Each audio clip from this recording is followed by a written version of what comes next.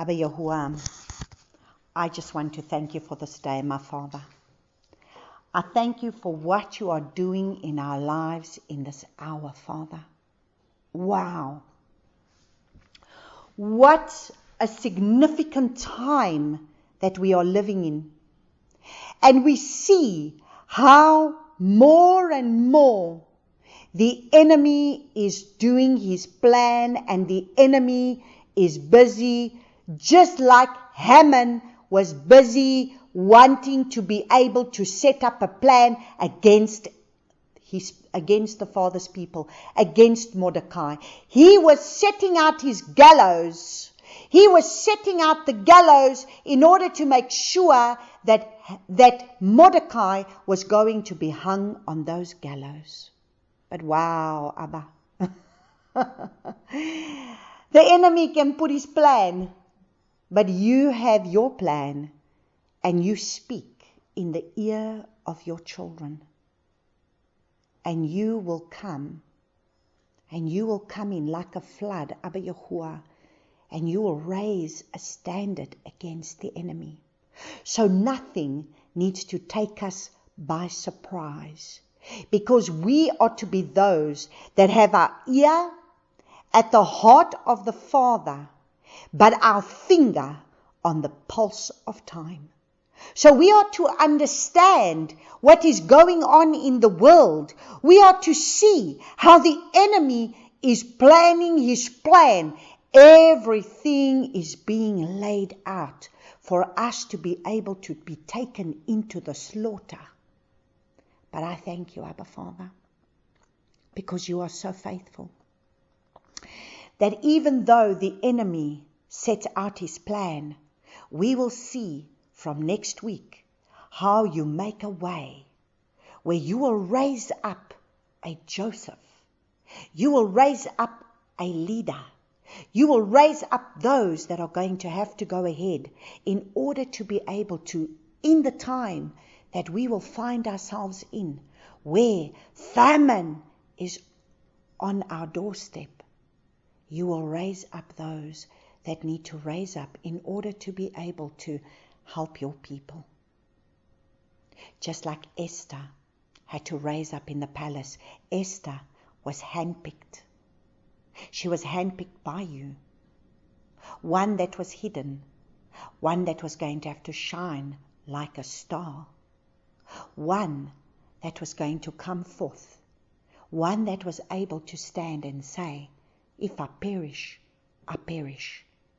But I am going to plead on behalf of the king, on behalf of her people. And so I thank you, Abba Father, because you don't look for many.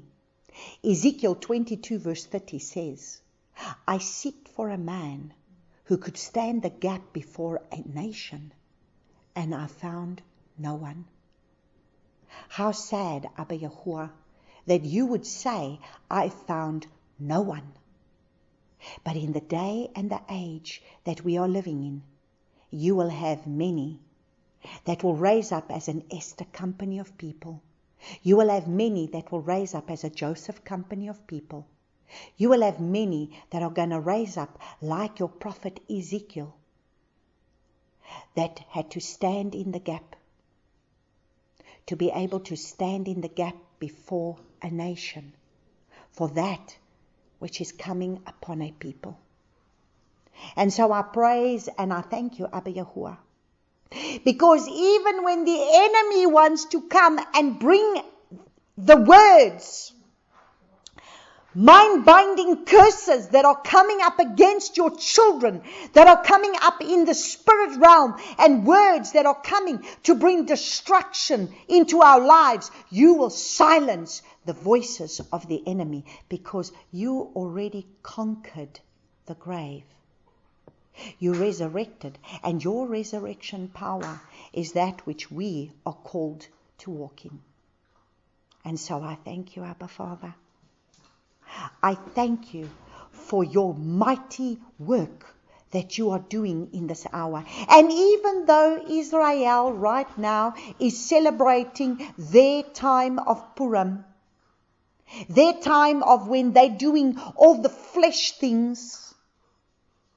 You are in the spirit realm, raising up a standard against the enemy, where you are going to be able to turn the tables on the enemy, because you will have your Elijahs, you will have your Esthers, you will have your Josephs, you will have those that are going to have to raise up in these last days, your Deborahs, those that are going to have to raise up and take their stand. And so I thank you, Abba Father. I thank you for this journey that we find ourselves in. As we look through the pages of our Bible and we understand prophetic, and I pray that this evening, Father, that you open up the prophetic understanding to us, for us to understand the plans of the enemy, but for us to understand your victory, because there's always a victory in you. And so I thank you, Father, that you alone are going to be able to come and reveal to us, for us to understand these Edomites. And who is Edom? And who is Edom in our lives? And Edom represents a people group, but it represents a spiritual people group. And who is and what is the spiritual people group about? And what is the prophetic that you have to say about it? And so I praise and I thank you for this in Yahushua's name. Amen. Amen. So praise Abba Yahuwah that we are tonight, we are on chapter 36 of Genesis. And like I said, if it wasn't for the onslaught that came up against me on Tuesday, for me not to be able to carry on with the teaching, I would not have had the message that's going to come through tonight. But on this 17th day of the 3rd month, 17 truly being the number of the vanquishing of the enemy and the resurrection of Yahushua, that is this day.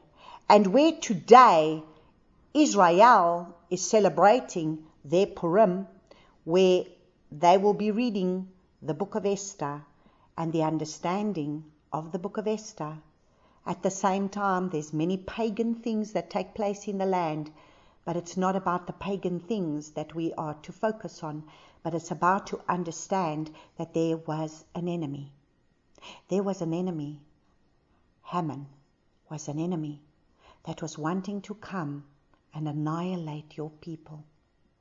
And so we must understand that we have an enemy that is wanting to annihilate your people. And so tonight we are going to continue to look at chapter 36. But I am not going to read through the whole of chapter 36. I'm going to just take a few scriptures for us to understand about Esau, for us to understand the genealogy of Esau, so that we can continue on the message that the Father really wants us to be able to understand. But before we get there, because now I'm so excited to be able to share this message, I'm not even going into just recapping on last week. And so last week we really had a look at, once again, being able to look at the fact that now Jacob is coming back into the land of Canaan and is going to Beit El, and we understand that Beit El is the house of YAH, the dwelling place, the habitation. We understand that this is also a place of where, when he spoke to him, he built an altar there, and this was a place of Luz, which was the almond tree, fruitfulness.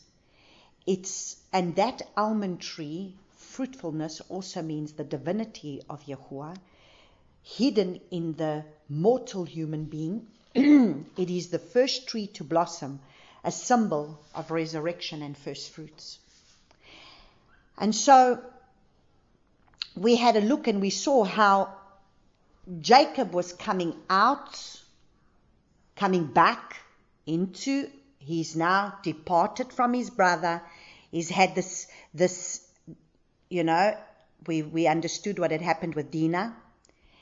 And now he's coming, and he comes and he builds an altar, and he comes again to the place where he comes and builds the altar at Beit El, the very place where he had the dream of the ladder.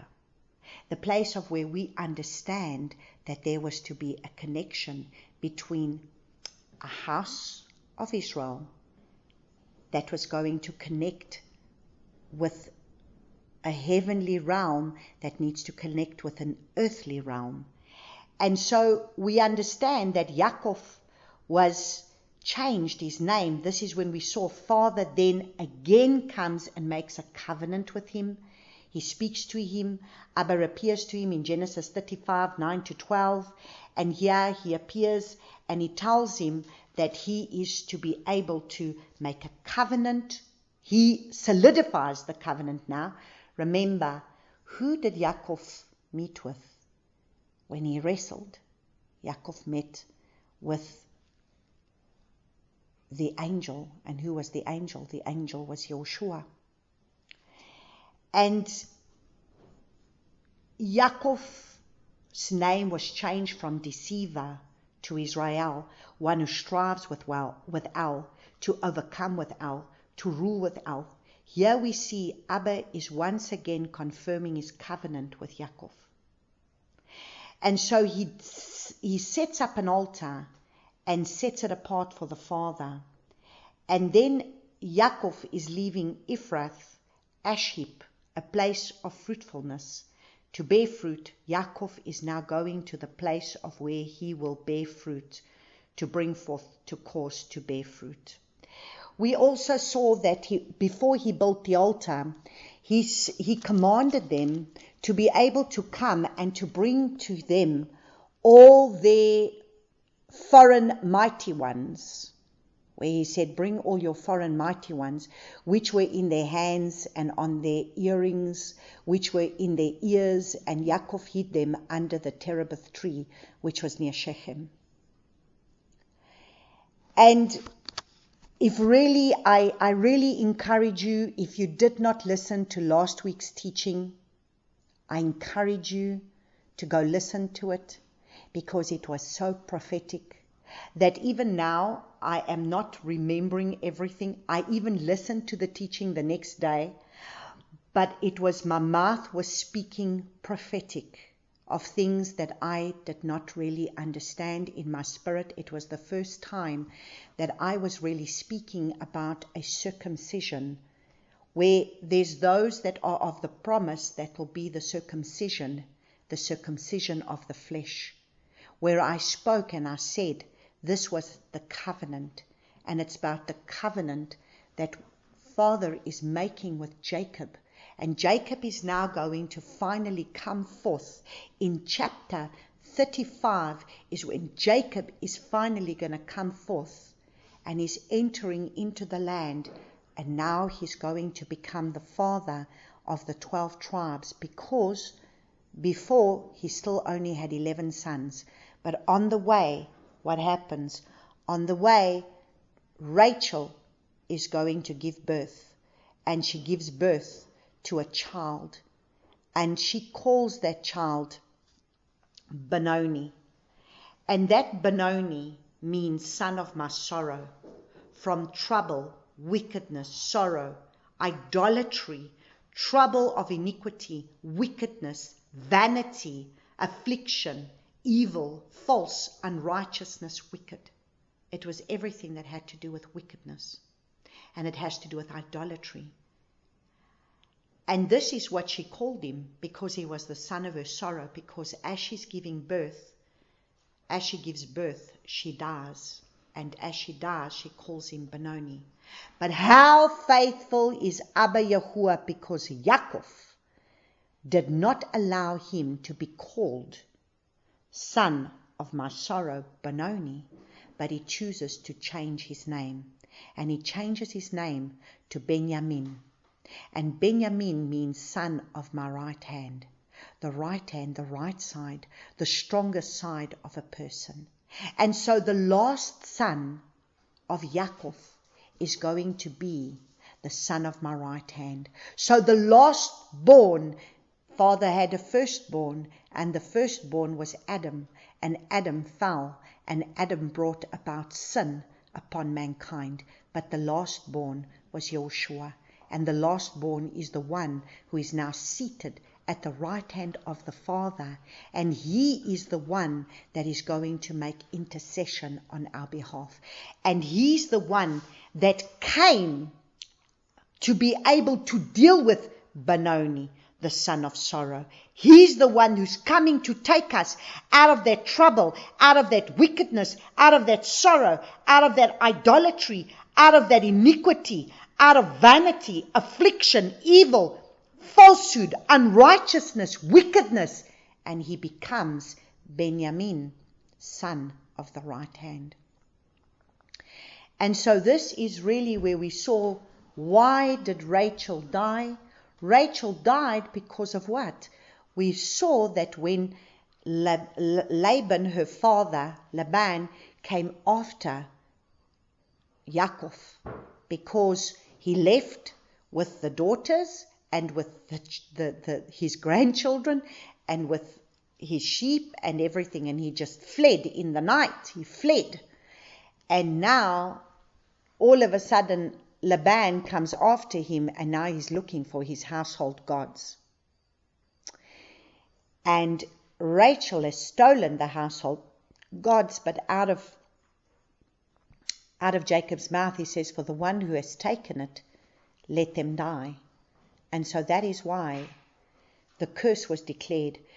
She had an opportunity to be able to tell the truth, but instead lied to her father and said, no, I'm sorry, I cannot get up. I'm in a time of my womanhood, and I cannot get up from here. And she was hiding those household gods.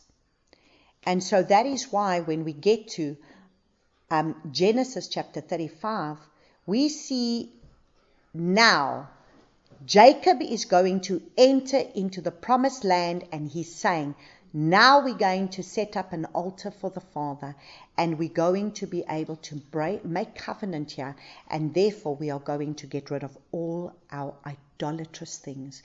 We are going to be able to get rid of the foreign mighty ones. So those foreign mighty ones came out from the open. They obviously came out of the hiding of wherever it was that Rachel had them, and now they were being used because they're coming out. And he went and he dug them under the terebinth tree. But in the meantime, here we see that Rachel dies, and then she brings forth Benjamin. And so we had a look, because as we close off Genesis chapter 35, we see how Isaac dies, and he is gathered to his people, and Esau and Yaakov buried him. And here we see all the 12 tribes are being written down, and where I explain the 12 tribes being Yehoshua, as Reuben means behold the son, Shimeon heard, to hear, to listen, obey, Shammah listen, to obey, Levi joined to, Yehuda praised, shoot, Dan a judge, to judge, contend, plead, Naphtali wrestling, to wrestle, Gad a troop, to invade, to attack, happy, to pronounce, call blessed, to be blessed, to make happy, to be made happy. Issachar, there is recompense from the root, he will bring reward, to lift up, to bear, support, sustain. Zebulun, exalted, habitation, also means to exalt, to dwell, to reside, to dwell with. Joseph, Yahuwah has added, to add, to increase, to join to be added. Benjamin, son of my right hand. And so when we really put that all together, there is a message all of its own in reflecting our Messiah. But not only is it going to reflect the Messiah, but all these 12 tribes are reflecting the people that we should be raising up to be. Abba wants more sons and daughters. Abba wants those that will shema, to listen and obey. Abba wants those that are going to be able to make him a praise in the earth. Abba wants those that are going to be able to understand that they stand in the gap as a judge to judge righteously between what is right and what is wrong. Abba wants a people that are going to wrestle. They must wrestle with the enemy, just as Yeshua wrestled with the enemy and came forth. But a wrestling also where Jacob wrestled with the angel Yeshua and came forth and had a make-up change.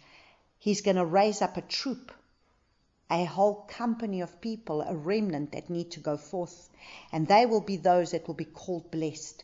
They will be a priesthood, those called blessed, those that will be pronounced to be happy, those that will be made happy, those that are to be blessed, those that are called blessed. They will be those that will be able to be the recompense. They come from the root and they will bring reward. They will be Abba's reward upon the earth for such a time as this, in a dark time. And they will be those that he will lift up. They will be those that he will support, and they will be those that he will sustain. And then there's Zebulun, exalted habitation. They will be those that will become the habitation of Abba Yahuwah upon the earth.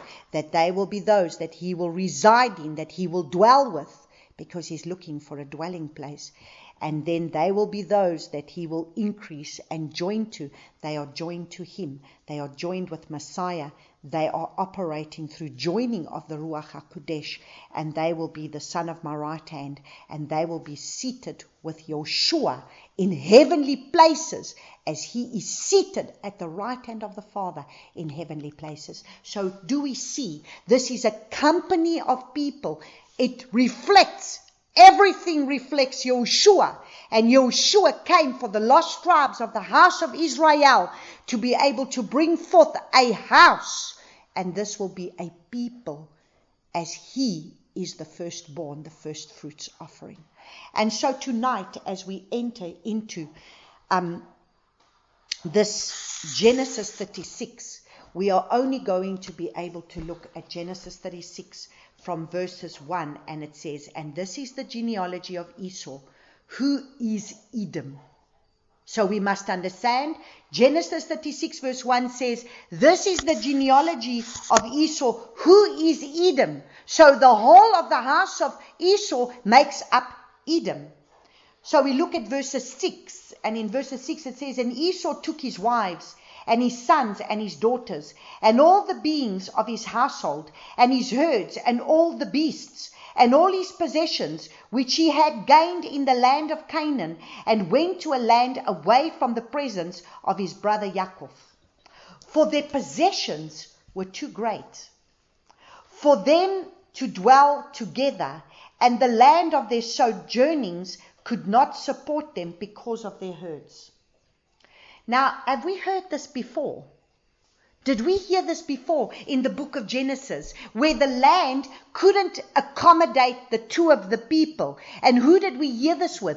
We heard this with Lot. And Lot was also split.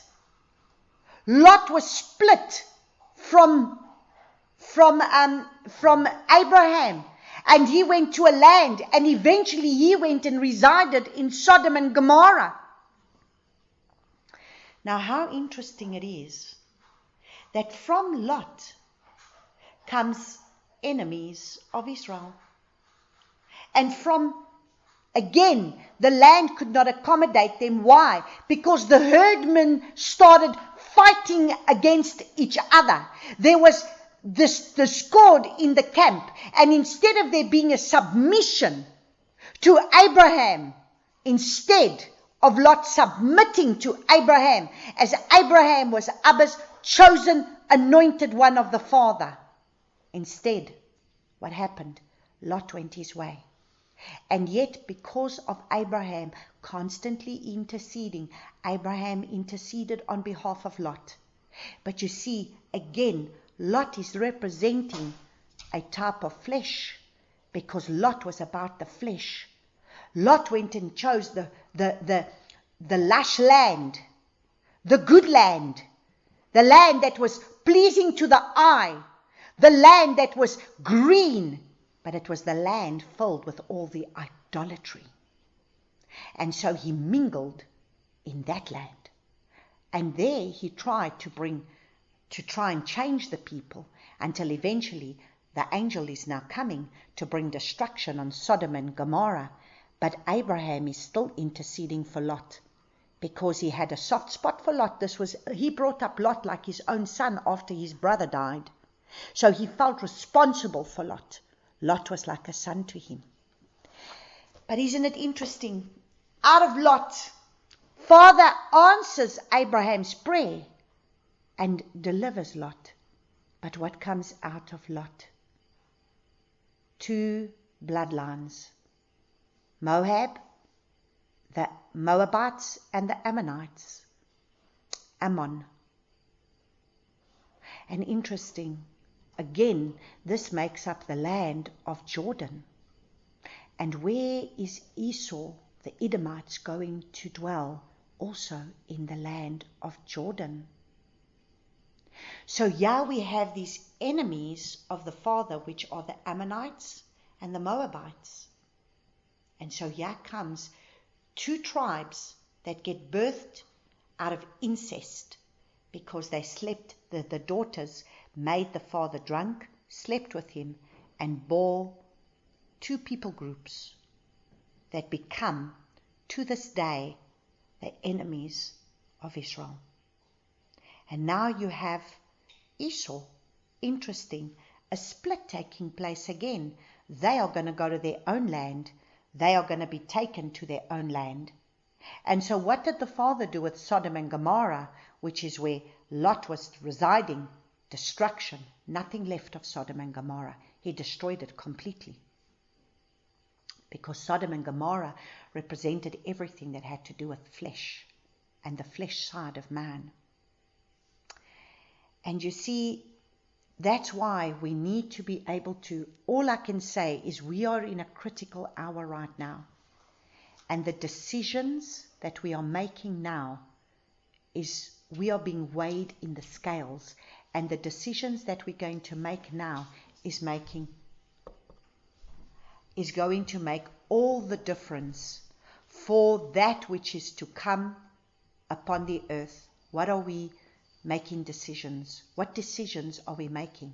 Are we going to make decisions that are going to sow to our flesh? Are we going to make decisions that are sowing to the Spirit? What are the decisions that we are making? So Yari says in Genesis 36 verse 8, so Esau dwelt in Mount Seir. Esau is Edom. Again, he says Esau is Edom. And this is the genealogy of Esau, the father of the Edomites in Mount Seir. So we understand that Esau is the father of the Edomites. And so that is why we're going to have to look at the genealogy of the Edomites, because there is a split that's taking place between Jacob and his brother Esau. And the Father has given them this land of the Edomites of Mount Seir. There is a land that's been given to them. And so right at the end of Genesis chapter 36, it says, Chief Migdiel, Chief Iram, these were the chiefs of Edom, according to their dwelling places in the land of their possession. Esau was the father of the Edomites. So right here in the beginning we are seeing, we need to understand everything that is going to happen in the Word starts with what happens in Genesis. That is why I said we need to be able to go deep and understand the foundations of what is being laid in the book of Genesis. Because everything of what is being laid in the book of Genesis is the foundation of what's going to come in the further books of the Bible, for us to understand what are these, when we understand that David goes to war and he's warring against the Edomites, where do they come from? Who are the Moabites? Who are the Amalekites? Who are these people? There was a foundation. And that is why we have been studying the book of Genesis. And that is why we've been going deep in the book of Genesis, for us to be able to go chapter by chapter, for us to be able to understand the foundations that are being laid, so that later on we can understand what is it that the Father speaks. Why did he speak up against the Edomites? Why is there no blessing for the Edomites?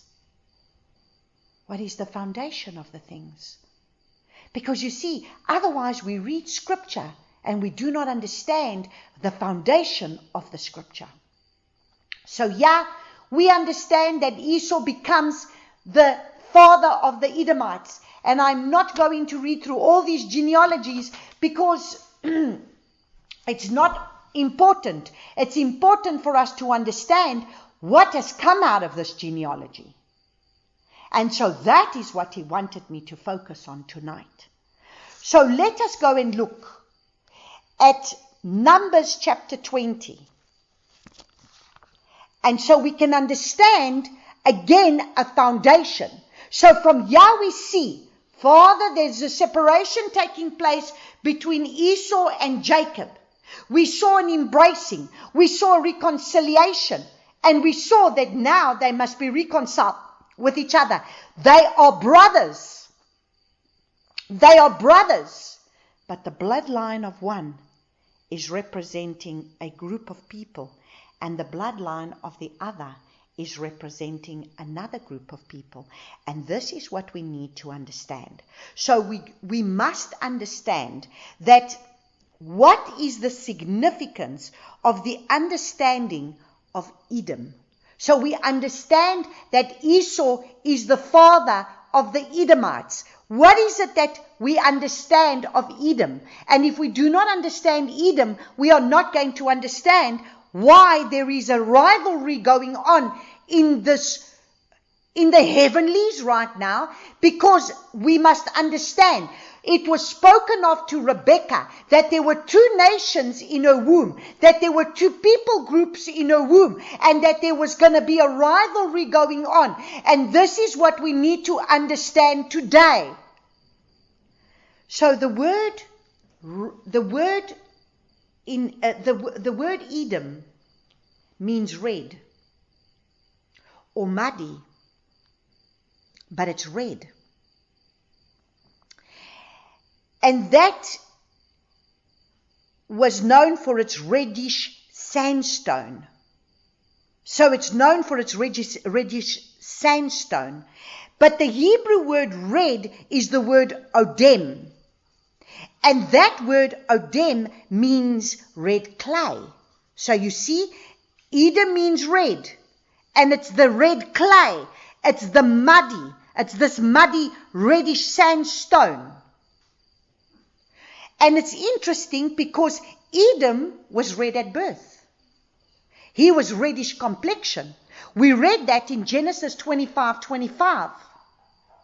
So if we go back to Genesis 25:25, remember when he was born? Let's just quickly have a look at this. And we can stay there because we're going to look at the other things that comes from this. So Genesis 25:25 says, and first came out red all over. So when the days were filled for her to give birth, and see, twins were in her womb, verse 24, and the first came out red all over, like a hairy garment. So they called his name Esau, because Esau stands for this red, which is also red clay, red earth. But now, if you go a little bit further, isn't it interesting? The very food of the lentils that Jacob was making, go and look and see. Jacob said, so let's just read the account quickly. And Yitzhak loved Esau because he ate of his wild game, but Rebekah loved Jacob. And Jacob cooked a stew. So let's just look at 27. The boys grew up. Esau became a man knowing how to hunt. So he was a hunter Who was the other hunter that we hear of in the Bible? Nothing other than who? Nimrod. That was a hunter. Nimrod that brought about a people group of the Tower of Babel that was going to bring a people that was going to bring the mixed seed. Babylon, the confusion. And it says, Esau became a man knowing how to hunt, a man of the field, while Jacob was a complete man dwelling in the tents. So Jacob was one who dwelt in the present. He dwelt in the tents. He dwelt in the presence of Abba Yahuwah. And Yitzhak loved Esau because he ate of his wild game, but Rebekah loved Yaakov. And Yaakov cooked a stew, and Esau came in from the field, and he was weary. And Esau said to Yaakov, please feed me with that same red stew. Interesting.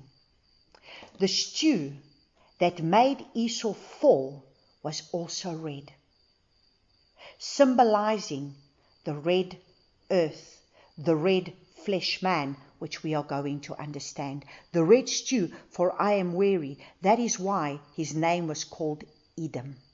Wow. So you see, for I am weary, that is why his name was called Edom. So yeah, because he was going to eat this red stew, he was going to fall because he wanted to be able to come and satisfy his flesh man. And so what we understand is the Hebrew word for red is Odem, meaning red clay.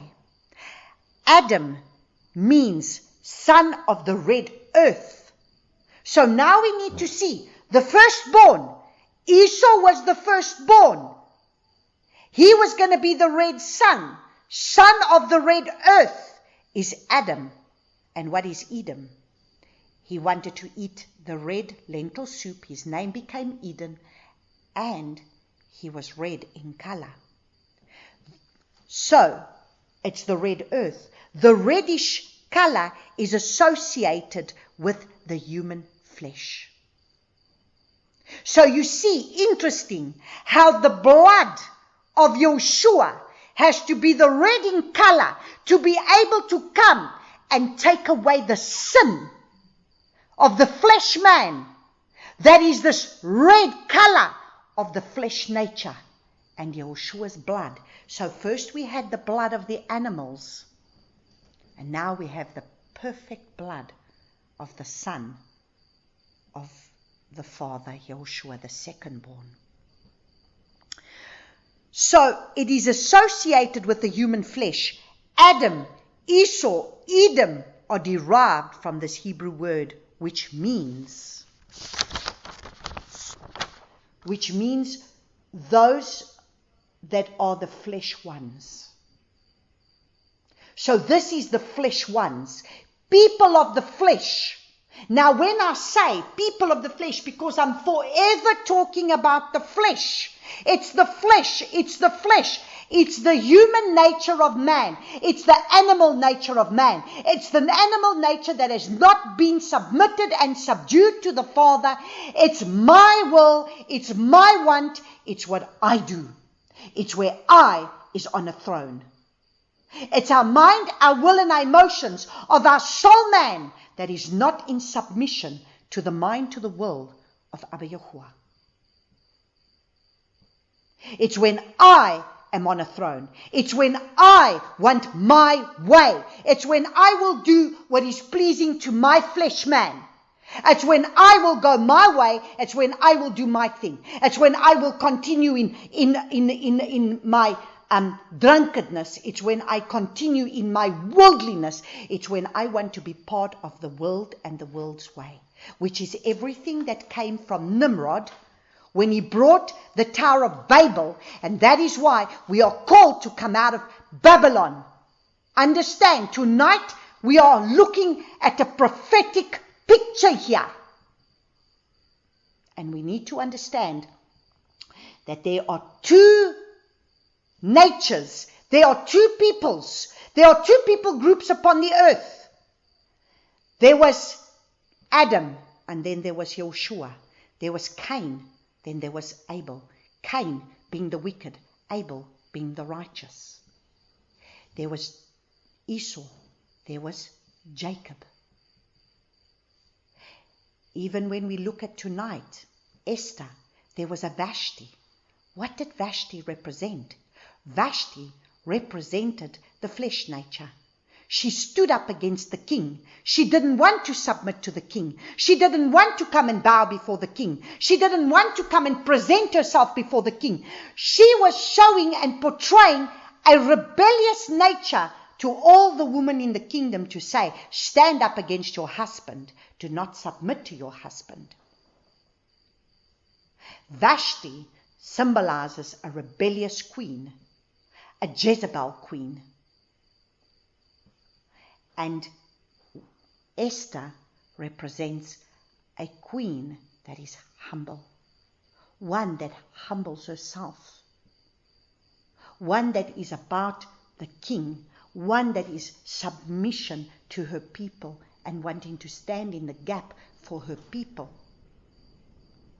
And so throughout this Bible, we will see the correlation between good and evil taking place. The whole time, good and evil taking place. Even in the sons of Noah, there had to be one that was going to be evil. Ham, that looked upon his father's nakedness, and from there came the curse upon his son Canaan, that brought about the whole destruction of the Canaanites and all the ites in the land, which is what we are now seeing, when now there's going to be the taking over of the land of Canaan. And so we must understand that there is a war going on in the heavenlies. And the key to this war is, who are you bowing down to? Do you bow down to man? Or do you bow down to the Father? Do you bow down to your wants, to your needs, to your desires, to your mind, to your will, to your emotions? Or do you bow down to the Father, His word, and His way? Who are you going to bow down to? Are you bowing down to a religious system? Or are you going to bow down to the truth of this word? Because everything is about a decision that we need to make. And this is what we must understand. So these are the flesh ones. So everything of Edom represents the flesh ones, represents the flesh nature, represents the red ones, represents the people of the flesh and the flesh nature of man. And everything that is of the flesh nature of man, that is the animal nature, because Esau was a hunter, to hunt the animal. He wanted to be like the animal nature. And therefore, he will be destroyed. And Jacob is representing a people that is a dwelling in the tent of the Father and wants to submit and surrender to the Father and to the Father's ways and be in the Father's will and surrender and submit even unto death. So now we are going to see where everything started. Let's go to Numbers chapter 20.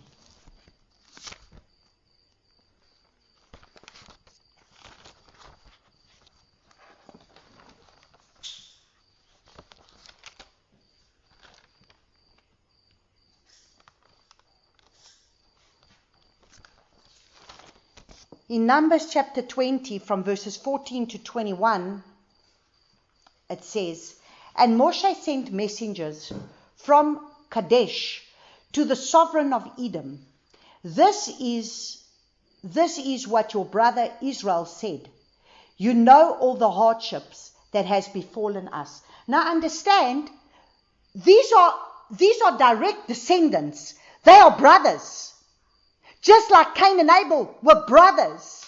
Yet Cain had no problem in killing his brother. So you must understand, the persecution and the destruction that will come upon you is going to come from your brother. It's going to come from those that will dwell among you. Who killed Joshua? Was it someone that was just a foreigner? It was one of his 12 disciples that sat at his table, that ate bread with him, that he said, one of you is a devil, and he will raise up his heel against me. And it was Yehudah. Yehudah! Judas! But the name Judas in Hebrew was Yehudah. Yehudah, in the end, will turn up against their own brother. Was going to turn up against Yehoshua, their own brother. And that is why today, still today, Judah doesn't accept their own Messiah, their brother, who came and that gave his life for them. Stood up against him, sold him out. And so those from your own camp, your own brothers and sisters, they will pray prayers in the spirit realm that will come up against you and destroy you. And that's what you must understand.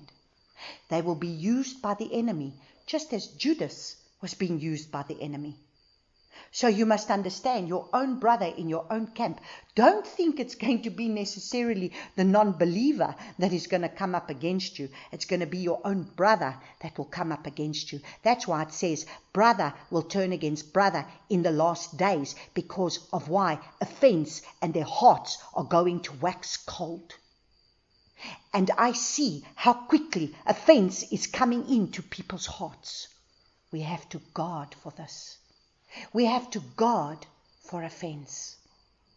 Don't get upset with your brother. Just because your brother says something that you don't like or that you don't accept, don't get offended with your brother. Because offense leaves a scar and eventually it will destroy. So look at what happens here. And so it says in verse 15, our fathers went down to Mitzrayim, and we dwelt in Mitzrayim a long time, and the Mitzrites did evil to us and our fathers. And we cried out to Yahuwah, and he heard our voice and sent the messenger, and brought us up out of Mitzrayim. And see, we are in Kadesh, a city on the edge of your border. Please let us pass over through your land. We shall not pass over through fields or vineyards, nor drink water from your wells. We shall go along the sovereign's highway. We shall not turn aside right or left until we have passed over your border. So understand, all they're wanting to do is pass through their land. They don't want to drink of their water. They don't want to do anything. They just want to pass through their land. They understand that this is the land that's been given to them, but they just need to pass through the land to get to where they got to go. But Edom said to him, you do not pass over through me, lest I come out against you with the sword. So his own brother comes and stands against him. And the children of Israel said to him, we shall go by the highway, and if I or my livestock drink any of your water, then I shall pay for it. Let me only pass over on foot without a word. But he said, you do not pass over. And Edom came out against them with many men and with a strong hand. So when Edom refused to let Israel pass over through the border, Israel turned away from him. So do you see? This is their brother. They're from their own tribe. They're from their own bloodline. Yet their own brother is going to stand against them and come up against them with the sword. And so our own brother many times comes up against us with a sword. And what is the sword? They will use their tongue as the sword to come up against you.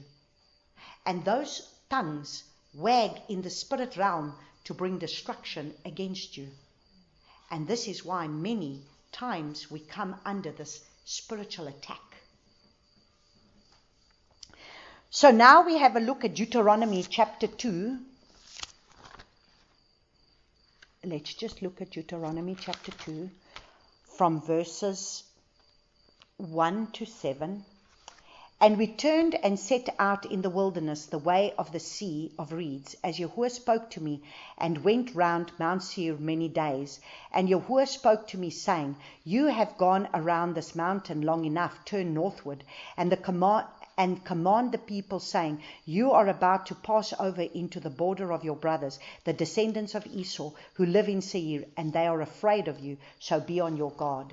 Do not strive with them, for I do not give you any of their land, nor, no, not so much as 1 footstep, because I have given Mount Seir to Esau as a possession.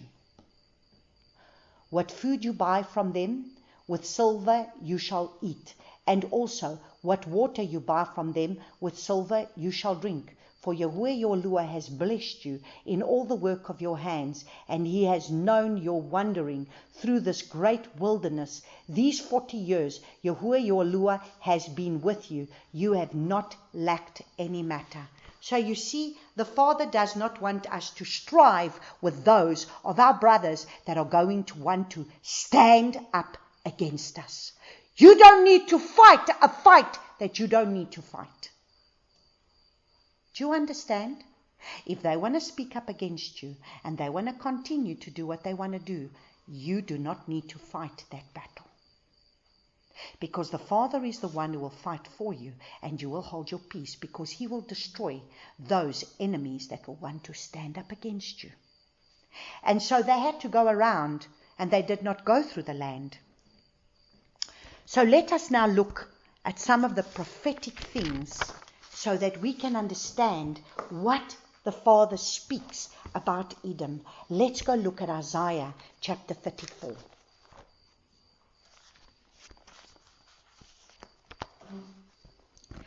Isaiah chapter 34 verses 5 and 6, we see, he says, for my sword shall be drenched in the heavens. Look, it comes down on Edom, and on the people of my curse for judgment. So you see, he knows he's the one that's going to bring judgment upon those that will operate of their flesh and do the things of the flesh. He will be the one that will be the righteous judge to be able to come up against the people.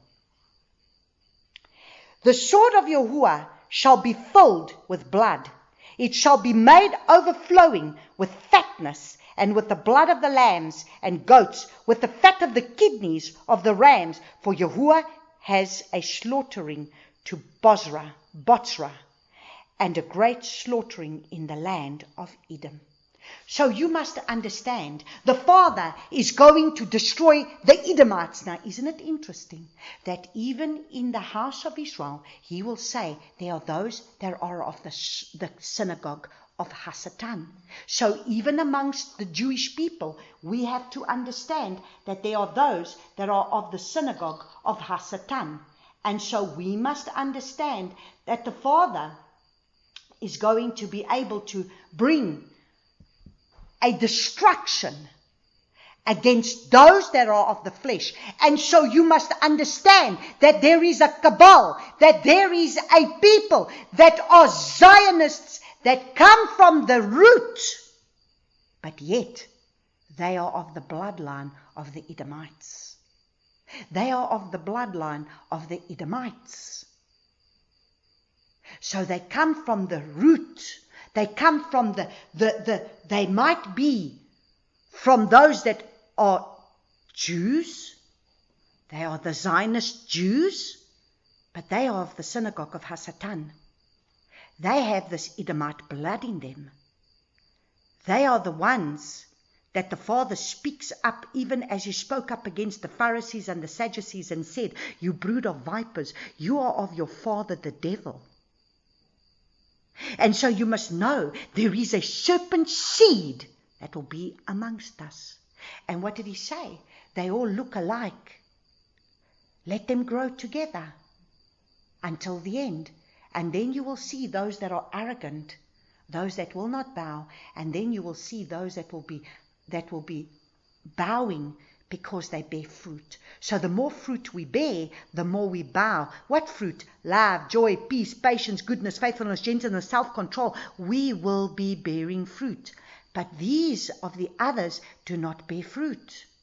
They are filled with arrogance and pride. So let's go look at Joel. And remember, What is it that makes us prideful? When we do not want to submit.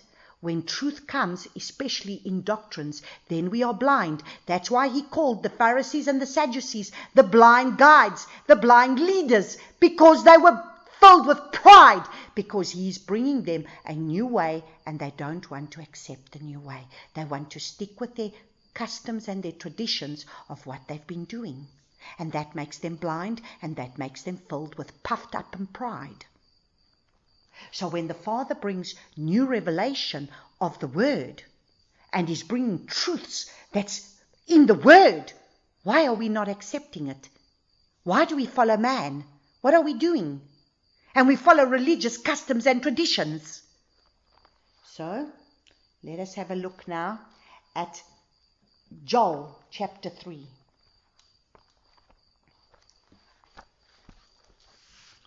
Joel chapter 3, verses 19 to 21.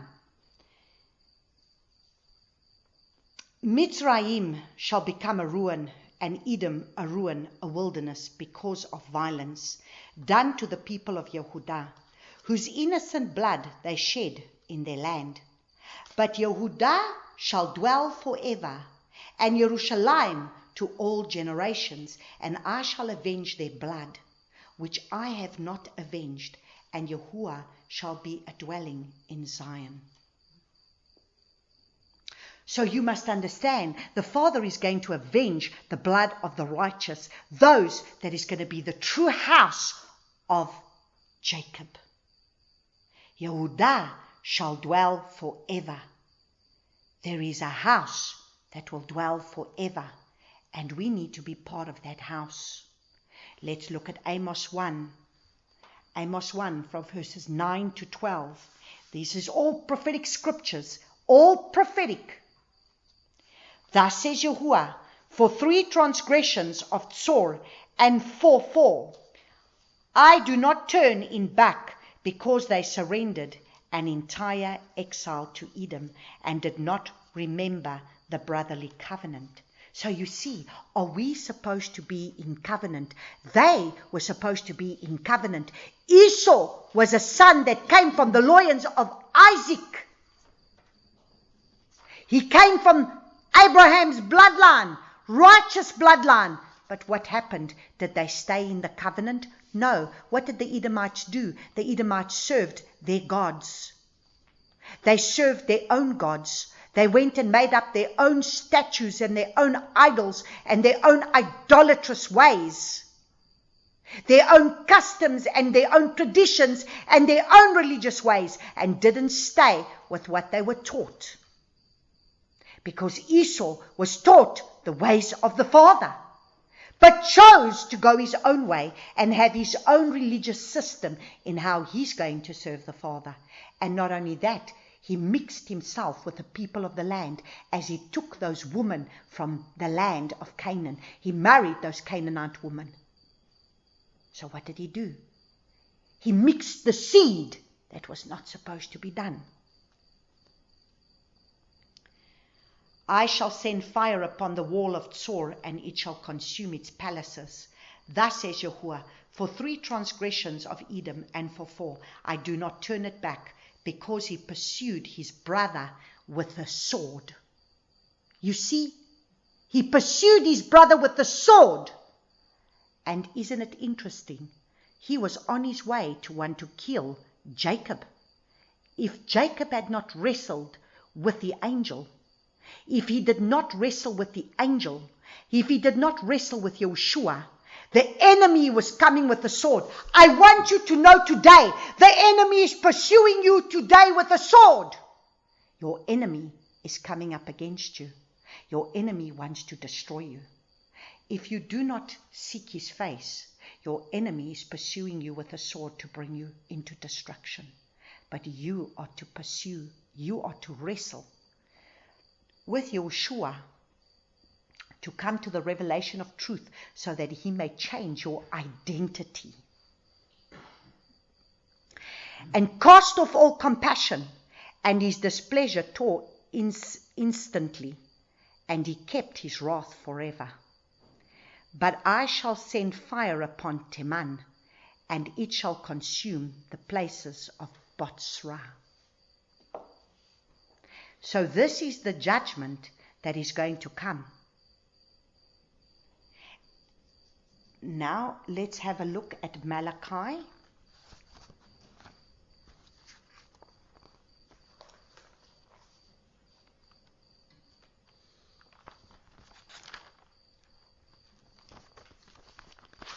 Let's have a look at Malachi Chapter 1 from verses 2 to 4. I have loved you, says Yahuwah, but you asked, in what way have you loved us? Was not Esau Yaakov's brother, declares Yahuwah, and I loved Yaakov. So you see, why did he love Yaakov? Because Yaakov chose to dwell in the tents of the father. Esau sold his birthright, that was his firstborn birthright, for red soup. Red, the flesh. He chose the work of the flesh. He chose to go by the flesh's way. But I have hated Esau, and have laid waste his mountains and his inheritance for the jackals of the wilderness. If Edom says, we have been beaten down, let us return and build the ruins, Yahuwah of hosts said thus, let them build, but I tear down, and they shall be called border of wrongness. Wow. So there are a people that the Father calls border of wrongness, because they are those of the flesh man. They are those that want to stay in Babylon and stay in the mixed seed of the Babylon things that caters to everything that is more and more about my animal flesh nature.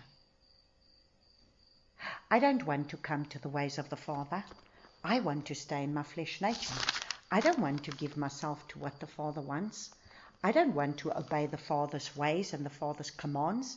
No, I want to do things my way. I'm going to just quickly read. What are the works of the flesh? Let's listen again. I'm just going to read it from Galatians chapter 5, because if you are listening and you do not understand what the works of the flesh is, I'm going to read it. The works of the flesh are well known, which these are adultery, whoring, uncleanness, indecency, idolatry, drug sorcery. Above that drug sorcery, you might as well put pharmakia, hatred, quarrels, jealousies, fits of rage, selfish ambitions, dissensions, factions, envy, murders, drunkenness, wild parties, and the like, of which I forewarn you, even as I also said before, that those who practice such as these shall not inherit the reign of Yahuwah. But brother turns against brother many times because of jealousies even. So, let us continue to read. So we see, he says, I tear down, they shall be called. So they build up, let them build, but I tear down, and they shall be called border of wrongness, and the people against whom Yahuwah is enraged forever. Father will be enraged forever against those who call on his name, but are not. You see, if you say that you love him, you will obey him. And that's why he's telling us in Revelation to come out of Babylon, come out of this confusion, come out of this world system. If you love the world, the love of the Father is not in you. And so many are going to come in that day and say, but Yeshua, I cast out demons in your name. I prophesied in your name. I did all these things in your name. And he's going to say, depart from me, you children of iniquity. I do not know you. So we are going to finish off tonight with Obadiah 1. And so I know this is going to go a little bit over, but I just want to be able to get to a place of where we understand what is coming, the prophetic. And it says, the vision of Obadiah, this is what the Master Yahuwah said concerning Edom. We have heard a report from Yahuwah, and a messenger has been sent among the nations, saying, Arise, let us rise up against her for battle. And this is what is going on in the world right now. There is a people group that is raising up this elite group of people that are controlling the world, that are wanting to be able to come up against us for battle. And we are sitting and seeing that there's wars and rumors of wars. You see, wars and rumors of wars, because at the end of the day, these rumors of wars, these wars that are going on is not what it seems. And all it is it's distractions to be able to take our eyes off what should be going on. And the enemy is busy sowing the seed on the other side while all of these things are going on. See, I have made you small among the nations, and you greatly despised. The pride of your heart has deceived you. You who dwell in the clefts of the rocks, whose dwelling is high, who say in your heart, who shall bring me down to the ground? So we must understand, pride is the thing that the Father is going to stand up against. Those that are of the flesh nature have a prideful nature. They are not willing to bow. They are not willing to humble. They are filled with arrogance and pride. And they think that they can do whatever they want, and they are invincible to everything. They will not come under the Father's judgment. They will not come under His destruction. They are going to be able to stand no matter what. So understand, He's speaking up against Edom here. But you need to understand spiritual Edom. Though you rise high as the eagle, and though you set your nest among the stars, from there I shall bring you down, declares Yahuwah. So you see, they are eagles. They are these leaders that raise themselves up, and they are the stars. They've set themselves up. They have ministries. They have words. They have all these things out there. They've raised themselves up. But the Father says, you've raised yourself up to be known amongst the people, stars, but I am going to bring you down because of your arrogance and your pride. If thieves came to you, if robbers by the night, how ruined you would have been. Would they not steal till they had enough? If grape gatherers had come to you, would they not leave gleanings? How Esau shall be searched out, his hidden treasures shall be sought out. So understand, they will be plundered. The plundering is going to come. They will be plundered, even though they think they have the protection. All your allies shall send you forth to the border. Your friends shall deceive you and overpower you. They shall make your bread a snare under you without you discerning it. So you see, what is it that we need? The problem that is going on at the moment, this is what this woman said to me even on Tuesday. Why are the Christians not hearing about these warnings? Why are the Christians not hearing this? I said, well, what leaders are you listening to? What are your prophets saying to you? What are the Christian prophets speaking to you? A revival? Prosperity and blessing? No destruction? No prepare? No repentance? What are they preaching to you? That's why there's no discernment. In that day, declares Yahuwah, how can there be discernment when there's pride? In that day, declares Yahuwah, I shall destroy the wise men from Edom, and discernment from the mountains of Esau. See, discernment is going to leave those that are going to join the camp of the Edomites. There will be no discernment.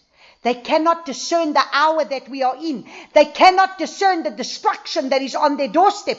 They cannot discern it because of the pride in their hearts. And your mighty men shall be discouraged, O Teman, so that every one from the mountains of Esau is cut off by killing, because of your violence against your brother Yaakov. Let shame cover you, and you shall be cut off forever. So right now, You can look at this in the spiritual realm where we understand that there's a spiritual battle. But even right now, there are these enemies of Israel that want to annihilate them off the face of the earth and say we will not rest until we destroy them. They must be destroyed. It's Father's promised land. But what is happening right now? They want to destroy. In the day that you stood on the other side, in the day that the strangers took captive the wealth, when foreigners entered his gates and cast lots for Jerusalem, you also were like one of them. Because you see, they did not stand up for their brother. They did not stand up with Jacob. What did they do? They saw the destruction and they did not stand. And you should not have looked on your brother's day in the day of his estrangement, nor rejoiced over the children of Yehudah in the day of their destruction, nor made your own mouth great in the day of distress, nor have entered the gate of my people in the day of their calamity, nor looked down on their evil in the day of their calamity, nor have seized their wealth in the day of their calamity. So you see, we better understand that in the day of the calamity, how are we going to behave? We need to discern and we need to hear what it is that the Father has got for us to do. Because the Father is standing up against them. They wanted to even go through their land and they did not allow it. They pursued them with the sword. And there was a time that they should have stood with them. So you see, brother is turning against brother at the moment. And instead of them standing with those that are advancing the kingdom, they're coming up against them.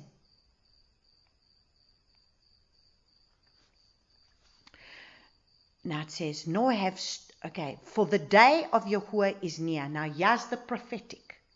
For the day of Yahuwah is near. Now you must understand a lot of these things, like this first few verses that I've read. As a matter of fact, when I looked at something, it actually said that the Edomites were actually all destroyed. They were annihilated. But you must understand, history repeats itself. This is always what happens in the Word. For the day of Yahuwah is near upon all the nations. As you have done, it shall be done to you. Your reward shall come back on your own head. Wow. That is a verse that we better take to heart. For as you have drunk on my set-apart mountain, so do all the nations drink continually.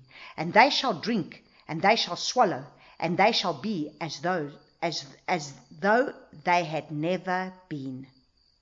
So you see, there's going to be a destruction. But on Mount Zion, there shall be an escape. Wow, there's an escape. He's going to be able to present his 144,000 on Mount Zion that have the seal of Yahuwah's name upon their foreheads. And they shall be set apart. So you see, what is the key? They are the set apart ones. You cannot be united in lies. And how can two walk together lest they agree? How can you continue with mixed seed that the Father never wanted? That's why he says, come out of Babylon, come out of the mixed seed of the confusion. So there's a set apart. And the house of Yaakov shall possess their possessions, and the house of Yaakov shall be a fire, and the house of Joseph a flame. There's the house of Yaakov and the house of Joseph. So this is the house of Israel and the house of Judah becoming one house. And that is the Father's selection, not by man-made things. There is an unholy unity going on now, where the house of Judah wants to join with the house of Joseph, wants to join with the house of Judah. That is not of the Father's doing, because the house of Judah needs to look upon the one whom they pierced. This is only going to be in the millennial reign, when there will be a full house. He's the one selecting. So look, the house of Jacob shall be a fire. and the house of Jacob a flame. So you see, there is a fire and there is a flame. So we are to be those that are to be the light for the nations, but the house of Esau for the stubble. So you see, the stubble is going to be consumed. So what did I say? I've said, you are either going to have the fire of Abba Yahuwah's purification, or you're going to have the fire of the destruction. So you're either going to have the fire of his light or the fire of destruction. And they shall burn among them, and they shall consume them, so that no survivor is left of the house of Esau, for Yahuwah has spoken. No survivor of the house of Esau.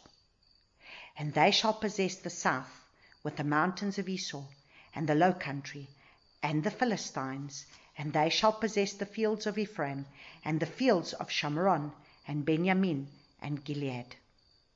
And the exiles of the host of the children of Israel, say, see, the exiles, those of us that are in exile, those of us that right now are not able to be in the land because we are in exile, shall possess that of the Canaanites, as of the Terephath, and the exiles of Jerusalem, who are the Sepharad. Those are the Sephardic Jews. The Sephardic Jews are your true Judah. They are the ones who are, and the exiles of Jerusalem, of Jerusalem, they are the Sepharad. That's why my surname on my mother's side is Marks, and Marks means Mezion, from Zion. So my family came from Zion, from Jerusalem, who are in Sepharad, possesses the cities of the south. So they will possess the cities of the south. And the survivor shall come to Mount Zion to judge the mountains of Esau, and the reign shall belong to Yahuwah. So this is his prophetic word of what he's going to do in his last days, and when we will reign and rule with the king. So yes, there is a Haman, and this is why you must understand. You see, what did Saul do? Saul wanted to spare King Agag. King Agag wasn't to be killed, and then he was to spare the woman and the children, and he took the best of the animals. And they say that Haman was a child that came directly from King Agag, because why? His wife was not killed. King Agag was killed, but the wife carried the seed of Haman that wanted to bring the destruction upon the people of Israel, to annihilate them, to destroy them completely. But you see, this is what the Father wants you to see tonight. Like he says, I will have a seed that will bear my fire. There will be a seed that will carry my fire, a consuming fire, where his word is the consuming fire, and he is a consuming fire. The fire that was the pillar of fire by night that the Israelites had. And they will be a fire, a torch that will burn in these last days as a flame for him, that will come up against the house of Esau, come up against the children of Esau, the rebellious, prideful children of Esau, that are about their flesh, that want to fulfill the lusts of their flesh, that even though they might call themselves children of the Most High, remember, these were people that this was a son that comes down from Abraham, that comes down from Isaac, yet he formed another bloodline. So let us pray. Abba Yahuwah, I thank you for this word tonight. And I thank you for the revelation for us to understand as we now move forward next week into the understanding of when you are going to continue your bloodline of your faithful remnant, and where you are going to have to raise up again a leader, one who's going to have to come out to be able to be there for his people. And so I praise and I thank you, Father, that you will always have a remnant, that even though the enemy will want to destroy your people, there will always be a remnant that will come through the fire. And they will come out like gold. And once they have been purified in the fire and come out like gold, they will shine forth your glory. And I thank you, Father, for the time that we are in, that you are going to raise up a righteous remnant that are going to carry your fire, your torch, your flame to a dying world. And even though this Edomites will come against us, and they will be those that want to annihilate and destroy and rule and reign on this earth, yet you will be able to have your remnant, and your remnant will be protected, and they will be those that will eventually stand on Mount Zion, as that will be a place of refuge for them, a place where all those, you will have a house that will come on Mount Zion. Isaiah 56 speaks about a people that will come and worship you on Mount Zion, those who will love the name of Yahuwah, those who will obey the commands of Yahuwah, those that will keep your statutes, your ordinances, your commands. And these will be your people, and you will have a house that will truly worship you. Not a house made of a temple made of man's hands, but those that will become a dwelling place, tents that are dwelling places for you, for your glory to be manifest, for those around us to see you, for your light to shine in the dark places of this earth. In Yahushua's name I pray this. Amen.